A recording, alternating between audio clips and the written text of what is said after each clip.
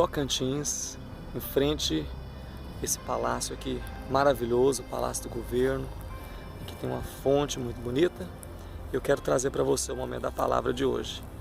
A Bíblia fala a respeito de Acás, lá no livro de 2 Crônicas, capítulo 28, a partir do versículo 1, que ele recebe o reinado de Davi, seu antecessor, e ele começa a governar, e a Bíblia fala que ele faz tudo o que é errado.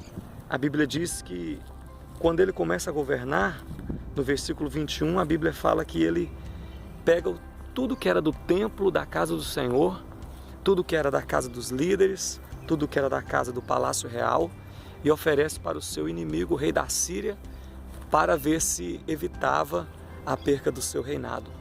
Mas a Bíblia diz que isso de nada adiantou, pelo contrário, aquilo provocou mais ainda a ira do Senhor, por causa de todos os seus erros e atos de abominações.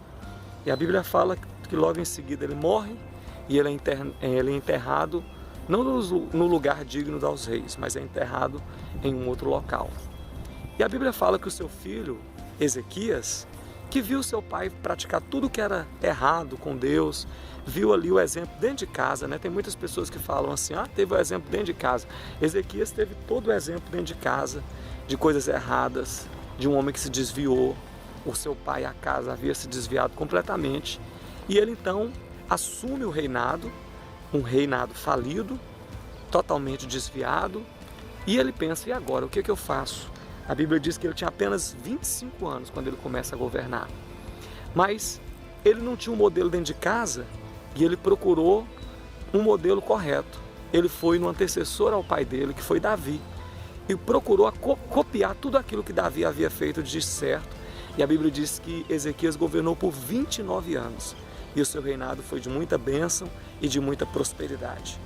O que é que a lição de Acás nos ensina aqui hoje, falando a respeito de Ezequias, um filho que não copiou os modelos do pai? Nos ensina muita coisa, porque aqueles 29 anos de prosperidade e bênção, o segredo está lá no versículo 3, que diz, no primeiro mês, no primeiro ano do seu reinado, ele reabriu as portas do templo do Senhor e as consertou. O que Ezequias fez de imediato foi consertar as portas do templo, reabrir o templo. O que vem a seguir é uma sucessão de acertos, porque a Bíblia fala que ele convoca os sacerdotes, convoca os levitas, faz uma aliança com Deus, lá no versículo 10, traz de volta os utensílios que o pai dele havia tirado, restabelece os cultos, celebra a Páscoa. Para que ele manda celebrar a Páscoa? Para trazer à memória do povo quem era realmente que podia livrar eles de qualquer mal e de qualquer obra do inimigo, que era Deus.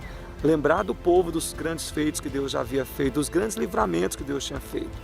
Os passos desse jovem, com 25 anos de idade, ele não seguiu os passos do pai, mas seguiu os passos de um homem reto.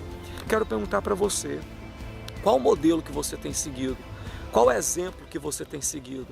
Qual cópia você tem tirado para você imitar? Aquele jovem de 25 anos apenas, primeira coisa que ele faz é escolher um modelo para ele, um modelo coerente, um modelo correto. Escolha você também um modelo para você imitar. Não olhe para um modelo de um casamento que não deu certo para você querer imitar. Não olhe um modelo para uma pessoa que não tem Deus na sua vida, mas escolha de modelo para você alguém exemplar, alguém que tem dado certo nas coisas. Segunda coisa que ele faz, ele não deixa para amanhã, ele não deixou para o segundo ano do seu reinado. Aquele menino precisava de dinheiro, precisava de exército, precisava de tudo para aquele reinado. Mas a primeira coisa que ele fez no primeiro ano foi restabelecer a aliança com o Senhor, foi reabrir o templo, restaurar os turnos, colocar os levitas, os sacerdotes no seu lugar. E aquilo agradou a Deus, ele procurou agradar a Deus. É o que a Bíblia diz. Busca em primeiro lugar o reino de Deus e todas as demais coisas vos serão acrescentadas. E ele fez aquilo. Em terceiro, que ele fez foi trazer na memória do povo os livramentos e os feitos de Deus. Traga também na sua memória como Jó trouxe. Eu quero trazer na minha memória o que pode dar esperança. E depois que ele fez tudo isso, A Bíblia fala que ele incomodou, porque quando a gente faz a obra de Deus, nós também incomodamos, não é verdade? A Bíblia diz que ele provocou a ira do seu inimigo. A Bíblia diz que Senaqueribe, quando fica sabendo daquilo, manda cartas ameaçando, manda cartas dizendo ao povo: olha, vocês vão seguir Ezequias? O que ele pode fazer por vocês? O Deus que ele está aí servindo nunca fez nada por vocês, não vai poder fazer nada por vocês.